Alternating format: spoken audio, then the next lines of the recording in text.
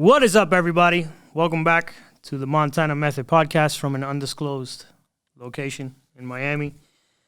New, revised, revamped, revitalized, and rejuvenated in an official studio.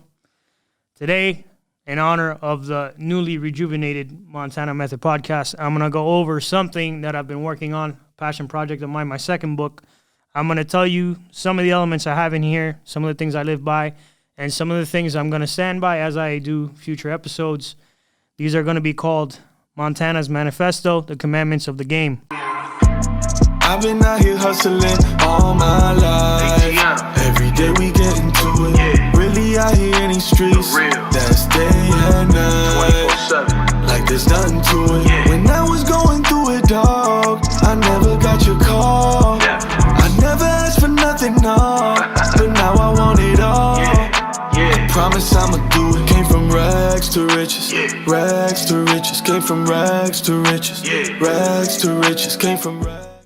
Alrighty, guys. So, as you can see, we're making some upgrades, some changes for the better, of course. And I'm really excited. I'm going to be bringing you a lot of stuff that I'm really passionate about, that I've been working on for some time now. New guests, new ideas, just fresh, a whole fresh look for the Montana Method. So stay tuned. And what I'm going to do today is basically the introduction episode to what we're going to be doing from now on.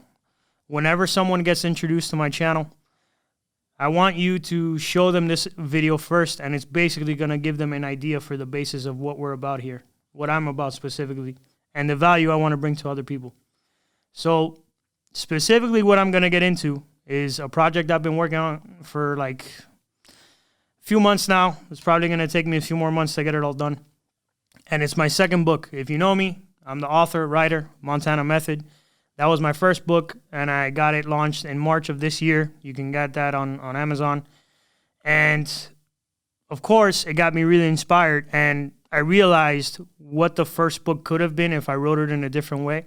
So that's what the second book is. And the second book is Montana's Manifesto, the commandments of the game, basically just rules that I extracted from watching Scarface, rules that I love to live by, love to always remind myself of, because if I follow these rules, I know I'm being true to myself and I'm going to get the best results possible in my life.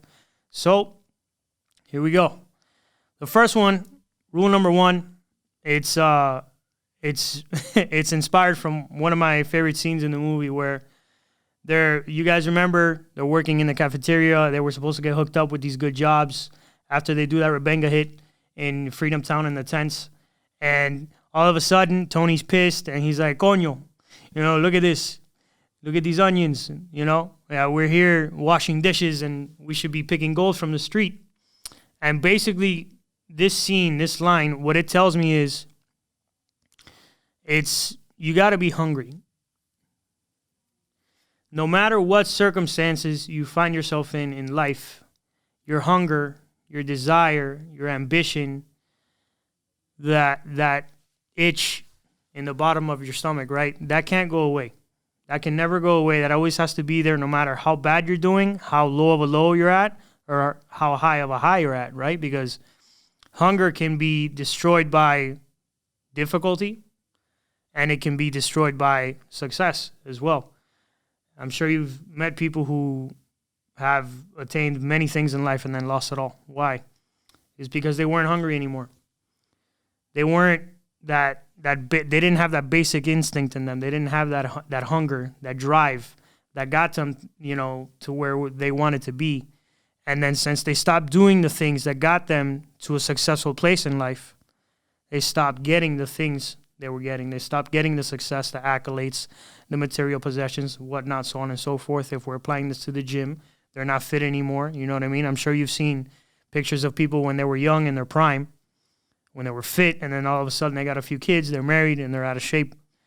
That's because they stopped doing the things that made them fit. So now they have different results. It's about hunger. It's about drive, desire. I work in sales, right? And I recently switched careers, and in my first month, I finished number 2 in the whole company, number 1 in my department. And people ask me, man, what are you doing? Oh my God. And my only response is, I want it more than you. I'm hungrier than you. I stay later. I come before you. I'm the first one in, last one out. And it's just a matter of wanting it more. That's really all it comes down to. There's another part of that scene where Tony and Manny walk out and they meet Omar, in the Cadillac in the parking lot, and they get offered a job, and basically they get offered nothing, next to nothing for that job. And Tony tells them, who do you think we are, baggage handlers? So that's number 2. Number 2 is know your worth. I learned my worth years ago when I was working at McDonald's for minimum wage, and I was working 40 to 50 hours a week. I didn't have enough money to stay broke. My check was, I was paid Friday morning, broke by Friday afternoon, and I realized in that moment how little I was giving myself as a worth, just as a person. And I saw other people who were making financially a lot more, and they were my same age. They weren't that much smarter than me. Why? Because they realized they had a worth, and they only accepted that worth moving forward. You need to know your worth, and you can't accept anything less than what you're worth. Even if you lose a deal, even if something falls through because you couldn't come to agree, on numbers or whatever it is, I'd rather lose a deal on my terms than accept a deal on someone else's terms. I want to say that again. I'd rather lose a deal on my terms than accept a deal on someone else's terms. It's okay if things didn't go through because you couldn't agree on something. It's not okay if you go through with them just because you're scared of losing the deal. Whether it's a business deal, a relationship, whatever it is, you can apply that to so many things. And I think so many people undervalue themselves these days. Know your worth. Rule number 2. Rule number 3. I'm taking it to Lopez myself, not you, me. That's a line that Tony tells Omar over the phone after the scene at the Sunray Motel. And that to me tells me not to depend on anyone. Make sure you're doing things the right way. Make sure you're doing them yourself. Make sure you're being diligent.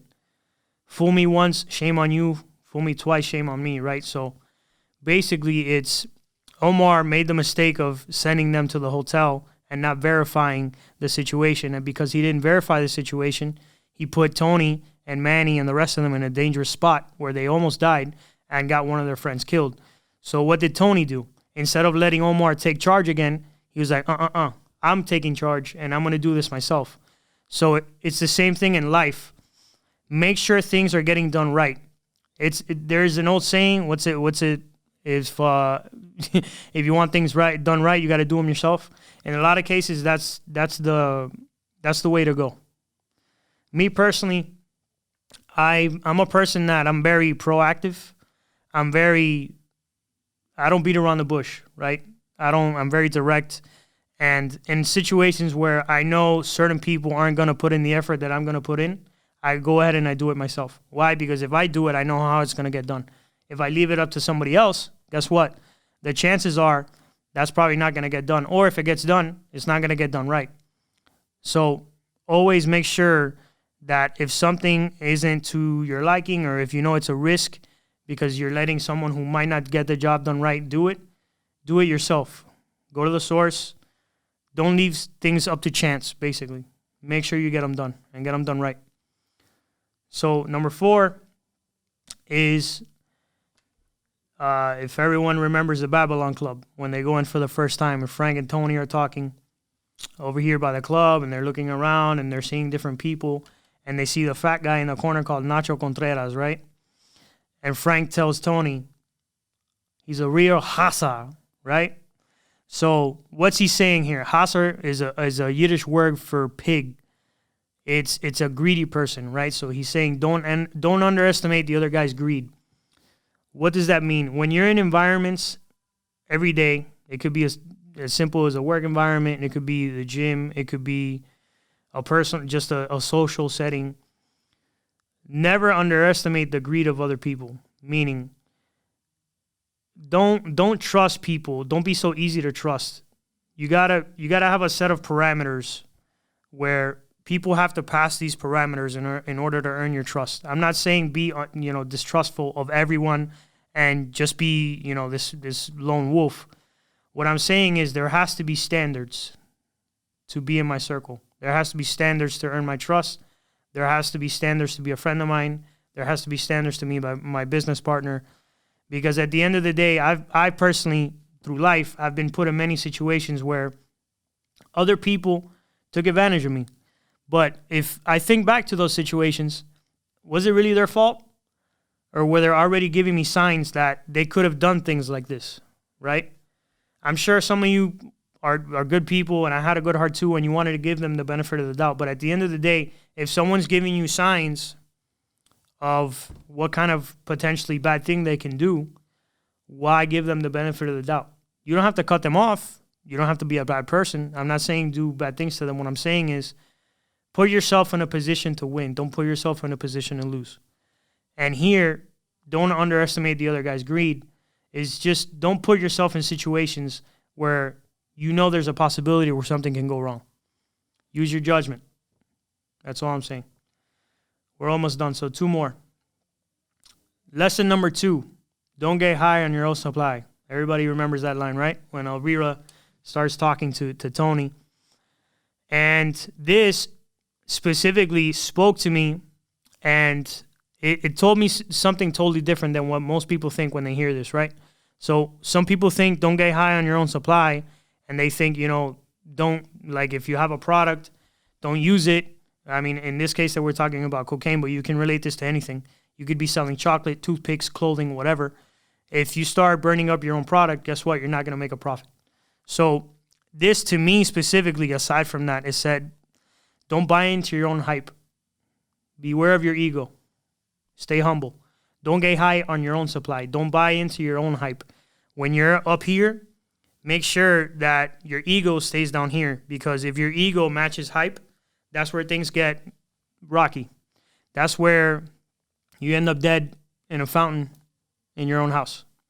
I truly believe that if Tony wouldn't have let his own ego get out of control, things would have ended differently for him in the film.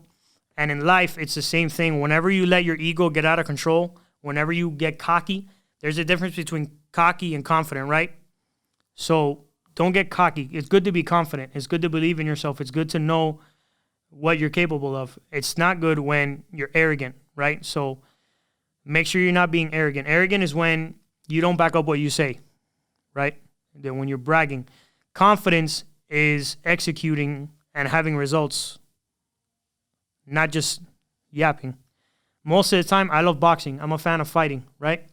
Whenever you see a boxing match, whenever you see a UFC fight where someone's yapping and yapping and yapping, most of the time that guy ends up on the floor, knocked out, 10 count, he's done. And the guy who didn't say anything, who was quiet and kept himself humble, wins. How bad does that person look when they talked all that garbage and they're knocked out, right, on the canvas? Flat, just like slobbering all of themselves, all that stuff. They look terrible. That's what I want you to keep in mind when I say don't get high on your own supply. Don't buy into your own ego. Don't buy in to the hype that surrounds, like when you have these victorious moments in life. Because as fast as you were victorious, that's how fast you can be defeated. So always stay humble. And then the last one I'm going to go over is there's a scene where they leave the Babylon Club, right? And then you have Tony and Manny in the car, and Manny's half asleep. And Tony's basically telling him how Elvira digs him and all this stuff. And Manny asks him, how do you know that Elvira likes you? And Tony says, the eyes, Chico, they never lie. This basically is, to me, what it says is sincerity, truth, honesty. People can always try to put up a facade. However, their demeanor, their energy, their eyes, the look in their eyes is always going to give them away. So always be aware of your gut instinct, your judgment. Always trust how you feel in a situation. I've walked away from certain situations where I could have made a lot of money, certain situations where things were to my benefit. I just didn't like the environment. I didn't like the people I was going to have to do business with, and I walked away. And could I have made money? Could it just be, some stupid little feeling I had about the person? Yeah. However, you always feel better when you trust yourself. You never go wrong when you trust yourself. Most things that in my life from personal experience, things didn't go right when I didn't trust myself, when I didn't trust my own instincts. So that's basically all that is to that lesson, is just trust your instincts. People give themselves away. They can try to hide all they want, but their energy, their body language, their demeanor, the look in their eyes, all that gives them away. So always just be aware of that. There's 20 of these. I'm going to leave you with 5, just because those are the main 5 that I really like to talk about. It incorporates the things I like to watch out for, the things I like to keep in the forefront of my mind. And it's a project I have coming up soon. So be on the lookout for that. In the next few months, I'll have my second book out. I almost have my audiobook done for my first book. That'll be out in all platforms soon.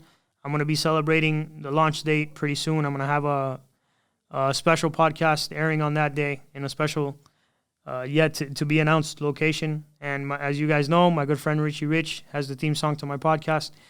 Me and him are going to be releasing his album and my audiobook on the same day. So we're going to be doing a celebratory thing, and we're going to be doing a big podcast in a big way. So stay tuned. And aside from that, guys, as you can see, I'm making improvements, and I'm excited because, as you guys know by now, if you've been listening to my content, I'm all about constant, never-ending improvement. The principle from Japan, Kaizen, about always getting better. And I've seen how far I've progressed from my first episode all the way till now. And it's exciting to see the improvement, right? It's exciting to visually see, for me, how far I've come. And it only makes me wonder how far I can go. So if you stick with me, I'm sure you're going to see that things are going to take off drastically in a big way. So stick around, stay tuned. And in honor of the induction of the Scarface Cave here, Montana's mansion, I'm going to be doing a series called Top Performers Only, where I'm going to start inviting people within the sales industry, business, just different people who are doing really well. And I'm going to bring them in. We're going to have a conversation as to what's making them do so well in their careers, in their life, in their personal life, in their fitness. And these are going to be top people that I know personally within several industries, people that don't really have a lot of access to social media or aren't big personalities on the web. So these aren't going to be your typical same guests you see on every podcast. It's going to be a very special series, so I'm excited about that. And guys, that's all I have for today. I'm going to keep it short. Whenever you get introduced to my channel, make sure this is the first video you show to somebody. And aside from that, if you're not chasing a dream, guys, life is meaningless. Till next time. I've been out here hustling all my life. Every day we get into it. Really out here in these streets. That's day and night. Like there's nothing to it. When I was going through it, dog, I never got your call. I never asked for nothing, no. But now I want it all. I promise I'ma do it. Came from rags to riches. Rags to riches. Came from rags to riches. Rags to riches. Came from rags.